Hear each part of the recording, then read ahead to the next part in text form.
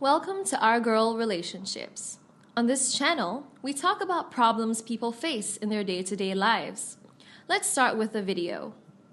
I confide in my sister-in-law about my abusive husband, and she goes to file a report with the police, but they come to the house and arrest me instead. One of the biggest mistakes anyone can make is marrying the wrong person. You want the best for yourself, but end up bringing someone into your life who would ruin it all. This is my case. I had built a good life for myself and was very comfortable. And now I dare say that my choice of a husband was my undoing. We met through a friend, and when we started dating, he was amazing. He checked all my boxes, and I thought I had to marry this one.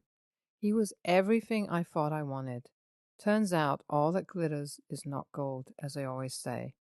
He was handsome, had a good job, was romantic, and many other things that right now don't even matter. He always has a bad temper, though, but didn't take it out on me until we were married.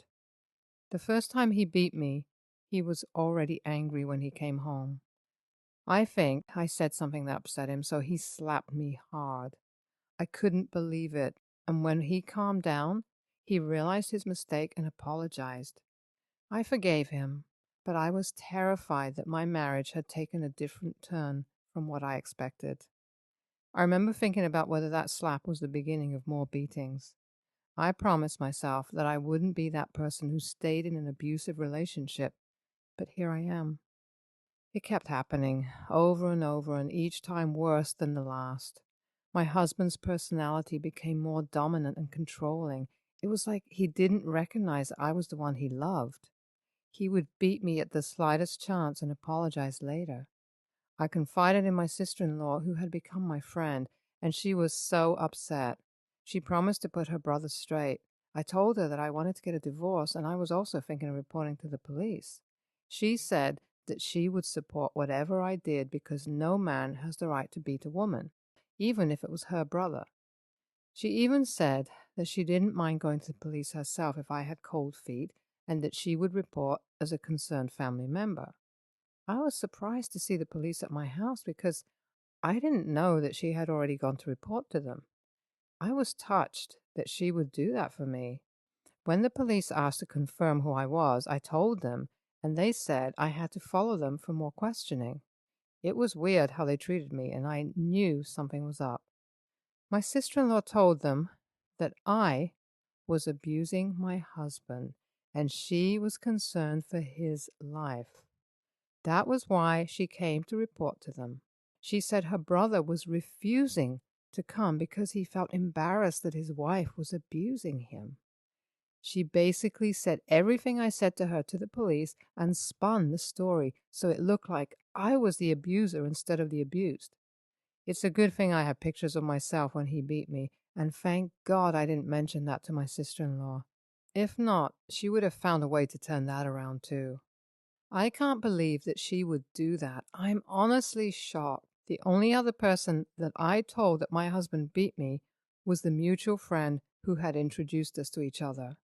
I remember asking if he knew of any history of abuse with my husband the first time that my husband slapped me.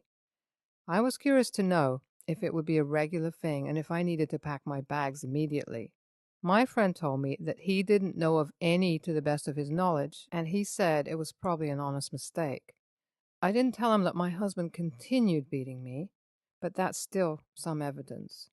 I told the police that I wouldn't say anything until I got a lawyer to represent me. Good thing my dad is in law, so he quickly got someone for me. I wanted my own personal revenge on my sister-in-law, so I told her boyfriend that she was cheating on him, which is accurate, and I have evidence if he needs it. AITA? The case at the police station was easily sorted because I had evidence and my husband had nothing to say. He didn't even agree that I was abusing him, probably because of pride, which I know he has a lot of. Because he disagreed that I abused him, there was no case. I decided not to press charges because he admitted that I wasn't abusing him. However, he didn't expressly say that he was the abuser. I went home to pack my things. My husband was really upset to the point where I knew that if I stayed any longer, he would abuse me again. So I threatened him with the police and packed my things quickly. This time, there was no way I wasn't getting a divorce. My consolation is that we don't have any kids, so it doesn't complicate things, and we have only been married for a little over 2 years. Somehow, it feels like I wasted those 2 years of my life with the wrong person, but I'm not going to cry over spilled milk. My parents were upset with me for not telling them what was happening in my marriage, but they were even sadder at what I had to go through. My dad thinks I should still press charges, but I told him that I'll rather not do that. I just wanted to separate from my husband as soon as possible. Pressing charges would prolong things. Plus, I still loved him, and I didn't want to make it harder than it already was. My sister-in-law called me and insulted me. She even threatened me on the phone. She said I deserved all that her brother did to me. She was angry because I told her boyfriend about her little escapade. He broke up with her, which was the best thing that could have happened to him, in my opinion. My sister-in-law is not one to be faithful to one person, and I know that he loves her so much. Since I met my sister-in-law, she was constantly moving from one relationship to the next, or with two people at once. She wasn't the kind of person to be faithful to one boyfriend. My mom said I shouldn't have interfered in her relationship because that was her business. Instead, I should have tackled my issues with her and the police. My mom doesn't believe in taking justice into your own hands, but my dad, on the other hand, was thrilled. He even said that he wished she was in jail for accusing me falsely. Some weeks have passed, and my sister-in-law and her brother are still harassing me. I don't know how I am the enemy to them and their family. I don't know what lies they cooked up to tell their friends and family, but many of them called me to tell me how horrible I was for what I did, and they hoped I would never find happiness. They all said it in different ways, but that is the summary. Even people I thought would be on my side were surprisingly not, and it concerned me. I needed to find out what they said about me, so I engaged in a conversation with one of the people accusing me of what I knew nothing about. My husband and sister-in-law continued with the narrative that I was abusing my husband. That made me really upset, so I called my lawyer to see what he could do. I'm suing my husband for physical and emotional abuse, and him and his sister for defamation of character. Since they want to fight, I can play the game too, and even better. I had tried to let everything go, but my husband and his sister were stupid enough to keep fueling what they should have let go of. The most amazing part is I have all the cards, and they probably thought the talk about going to court was me bluffing, so they thought they could behave any way they wanted. I'm going to have the last laugh. I am irritated at how low my husband would go to keep his face and his name. I find myself wondering if this was the same person I fell in love with and married. How did I go wrong in one of the most important decisions of my life? I am coming to terms with the fact that people have choices, and it's not my fault if they choose to make the wrong ones. I can only control my own actions. But no matter how hard I try, I can't control the way another person would behave. It's not my fault that my husband became abusive. I'll just have to deal with the situation the best way I can. I won the case, which I believe is not a surprise to you guys. My husband and his sister are to compensate me with a massive sum of money that I do not want to mention, and we got a divorce. I moved back into my parents' house, and it still feels a little weird to be back living with them. I don't plan to stay there for more than 3 months. I need some time to rest and have peace of mind to think of my next step and then start to find an apartment to move into. My parents say that I don't have to find another apartment and I can stay as long as they want, but it feels a little uncomfortable. It's like I'm intruding in their personal space. None of their kids lived with them for years, and I think they may have gotten used to living alone, so just having me come to stay with them for months and months doesn't resonate well with me. That's why, once I get myself together, I'll move out. I am free from my husband and his family. When his family found out the truth, some of them called back to apologize while others didn't bother. But I didn't really care. I just want everything in my past locked away. It's time to move forward and live a happier life, one that I'm satisfied with. NTA, your little revenge on your sister-in-law is nothing compared to what she did to you. Please don't even think about it too much. In fact, see it as a good deed. She probably was looking for a way to move to her next victim of a man anyways, and you helped to break it up. Next story. I'm a woman in her 50s, and H is also in his 50s. We've been married for 15 years and each have kids from prior marriages. All adults and local, and no kids together. My H has been having hip issues for 10 plus years, ranging from mild discomfort to extreme pain, where he misses work for weeks at a time.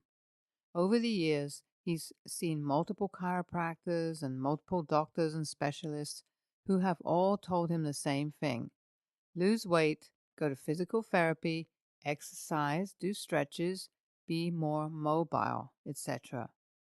He tries for a while, but when he doesn't get relief as quick as he wants it, he gives up. He wants a hip replacement. However, all of the doctors up to this point tell him that he doesn't need one. My nephew is getting married over 4th of July, and it's a destination wedding, Maui. And since we are on the East Coast, we decided to spend a week and make it a vacation. Not only are we supposed to go, so are my kids, my parents, my siblings, and their kids.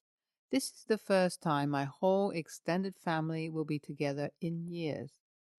My H has found a doctor that's willing to do the hip replacement. However, he wants to schedule it 2 weeks before the wedding. He's told me recovery will be 3 to 5 weeks, and that not only is he not going to the wedding, which is fine, but said that I shouldn't go as well. I was not at the doctor's appointment, so I'm only going by what H has told me regarding available surgery dates and recovery times. I asked if he would consider scheduling it after the wedding, and he said no. I suggested that he keep the date. I would be home for the first 2 weeks. I would go to the wedding, just not as long. His kids or a nurse could come and help if needed, and he said I should be home with him. So, AITA for wanting to go to the wedding? I prefer to stay the full week, but willing to do so for 4 days, which included 2 days travel. Just wanted to add some additional information to some of the questions posted. He has arthritis and a pinched nerve, leading to nerve damage and pain. This is why the doctors are recommending weight loss, exercise, strengthening his hip muscles and core. All of that will relieve the pressure on the nerve and lessen the pain. Weight loss, he needs to lose about 30 pounds. Not easy, but certainly doable over time. I have tried to help by cooking healthier meals, trying to keep junk food out of the house, offering to exercise and do stretches together, looking for low-impact ways to exercise, local gym has a pool, etc. There is only so much I can do. I'm his wife, his partner, but ultimately it's up to him to want to make these changes. Why surgery now? Because he found a doctor willing to do it, and he's tired of being in pain. As for why he wants me home, he knows I'll take good care of him. He knows I'll make sure things are easy while he is recovering. He knows I'll take care of everything else, and he won't have to think or worry about anything else. NTA, go and go for a week. Have a plan for someone to help him at home. Also, he must know that hip replacements aren't magic, and it will take the same PT, losing weight, stretches, etc., to get relief even after it. Plus, surgical trauma and scars will make it even more painful to do those things. NTA, he has had years to take care of this and is refusing to accommodate you for a few weeks. Please Google hip replacement recovery times. He should be up and moving around without assistance after 2 weeks. Since he doesn't want you to go, it will probably fall to you to arrange someone to come in and check on him, as he seems like the type to lie there helpless, assuming you'll cancel all your plans to nurse him. Be sure he's aware that you are going to the wedding. Enjoy Hawaii guilt-free. Next story. I'm a 36-year-old woman, and my son is 14. He's been acting out a lot lately. I'm trying to give him appropriate consequences, etc., but his father, my ex, undoes everything I try to implement. My ex, 36, doesn't care if our son does anything as long as it doesn't affect his athletic abilities, and it's created a cool dad and evil mom dynamic. Anyways, I had a mini vacation planned for the weekend. I have a family-owned home on this beach town, and my son and stepdaughters love going down there. The thing is, I got a call from a friend saying that her daughter is a mess because of my son. He asked the poor girl out, and when she said yes, he laughed at her and said some really cruel things. I was horrified. I asked him about it, and he rolled his eyes and told me that it was just a joke. When I tried telling him that these jokes hurt, he told me I was being ridiculous and that his dad and stepmom would think it's funny. He then said that he wishes I was as cool as his stepmom. I told him that I'm his mother and that my first priority is his mom not being cool. I then told him that we're no longer going to the beach house. He also has to apologize to the girl, and even if he ever bothers her or any other girl again, then the consequences will be a lot worse. I then proceeded to drive him to the girl's house and made him apologize to the girl in front of her mom. He said he was sorry, and I also said it. I bought her a necklace and took the money for that from my son's allowance as well. The girl was a lot happier, and her mom said that she appreciated the apology. While driving back home, my son started yelling at me and said that was the most embarrassing thing he'd ever had to do. I told him to imagine how the girl felt when he did that to her in front of everyone.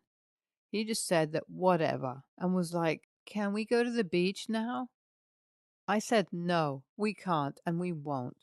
He started yelling again and said that I was doing too much over a joke and that if the girl accepted the apology, then why am I making things so difficult for him? He also said that since I embarrassed him, this was the least I could do. He later called my ex, who told me that I was a major AH for being so harsh and that he more or less repeated what my son said. I don't think I'm the AH in the slightest, but I see how I'm being harsh. Just wanted some perspective because my ex and his wife and my son are begging me to reconsider and relax. AITA? NTA, way to be an awesome parent and hold your child accountable. I can definitely see why you split from the ex. Like, in what world is it a joke to screw with another person's emotions like that? I would have done the same thing if I had kids. NTA, but your ex and his new wifey are a-holes. You need some family intervention, counseling, and your son's father and stepmom need an attitude adjustment. If they don't change, then you should change the custody agreement and they get limited access. I know your son is a teen and will rebel, but if you don't get this fixed now, he's going to be an even bigger nightmare in a year or two.